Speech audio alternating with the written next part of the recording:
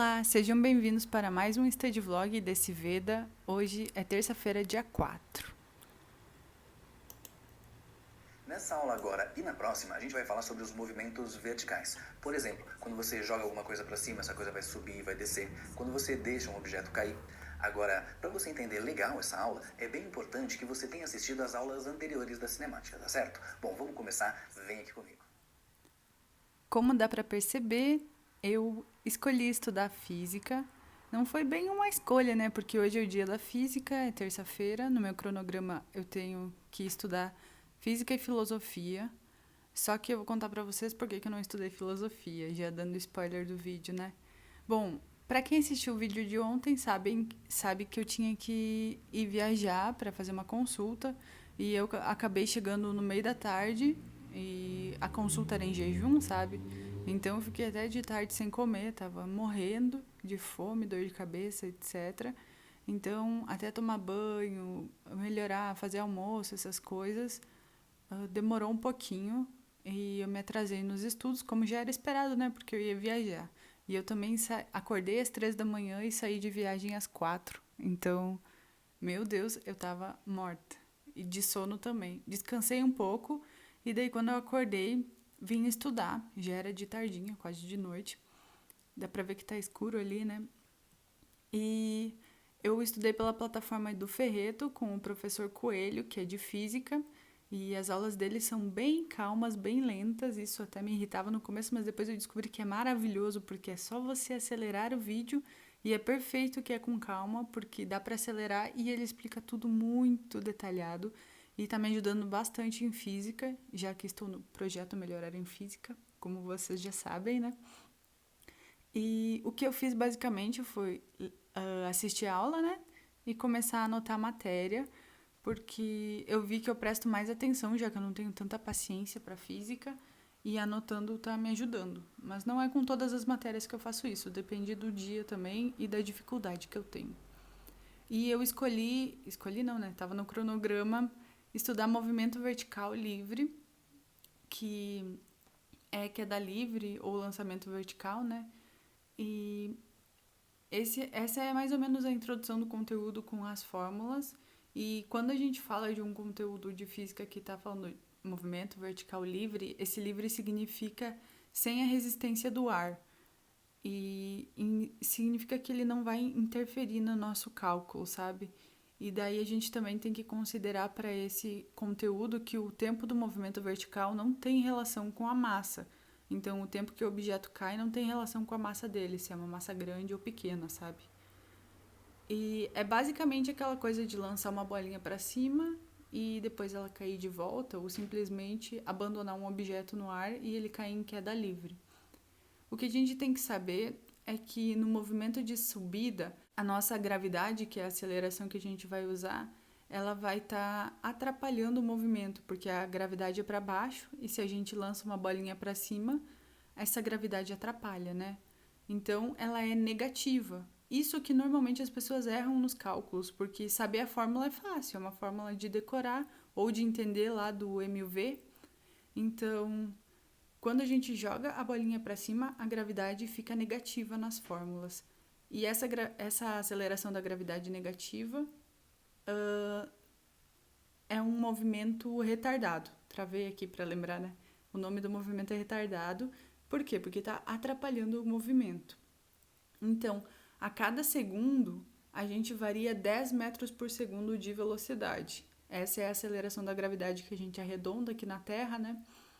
Então, se a gente jogar uma bolinha para cima, saindo com uma velocidade de 20 metros por segundo, um segundo depois ela vai estar com uma velocidade de 10 metros por segundo e um segundo depois ela vai estar com 0 metros por segundo. A velocidade é zero e é a altura máxima dela.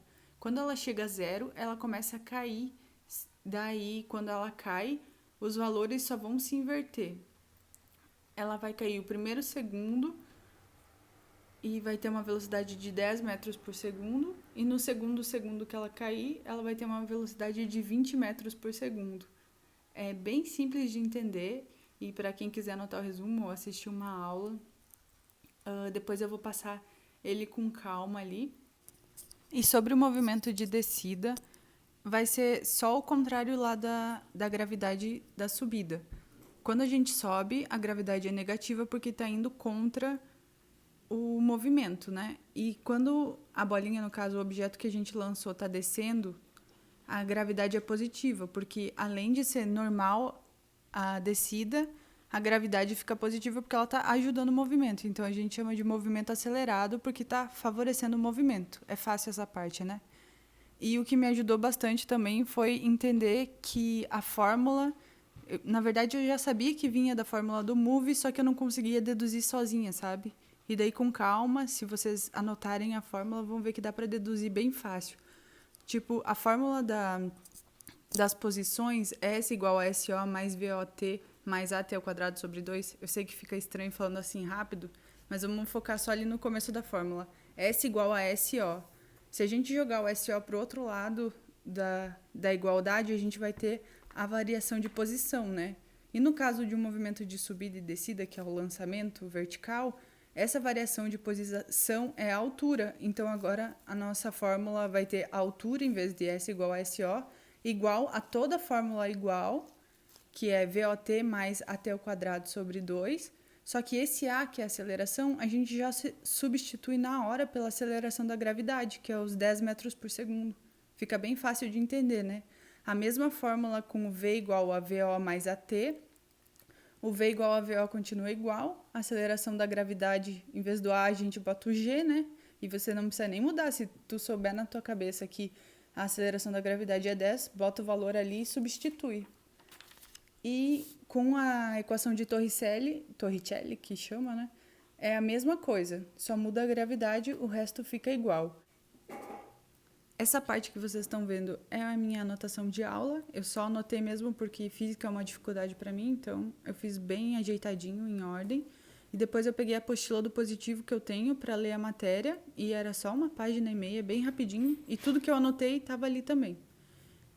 Eu mostrei para vocês essas questões, só que eu deixei elas para fazer amanhã, que daí, como hoje eu já estou cansada, amanhã eu vejo se eu lembro do conteúdo e faço essas questões que faltaram da aula. No caso da aula da apostila, né? Eu só li a apostila e fui grifando com um marca-texto, vendo se estava tudo ok.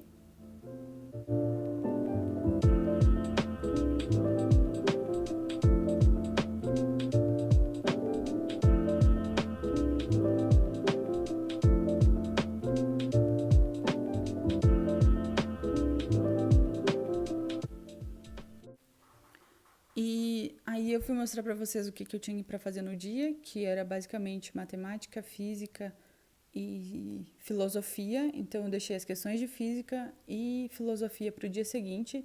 E amanhã eu vou estudar sociologia, artes e química, como eu mostrei aí. Eu sempre uso essa agenda do Google para me organizar e ajuda bastante. E eu também preciso fazer prática de prova, então eu tenho que acordar cedo para conseguir fazer todas as coisas. O que eu pensei em fazer foi deixar a matéria toda organizada, e isso é uma coisa que eu quero fazer todo dia agora, deixar separadinho o que eu tenho que estudar no outro dia de manhã, para já acordar motivada, não ter que organizar nada. E se funcionar, eu conto aqui para vocês. Eu acho que óbvio que vai funcionar, porque você acorda, vai ali, senta e faz o que tem que fazer.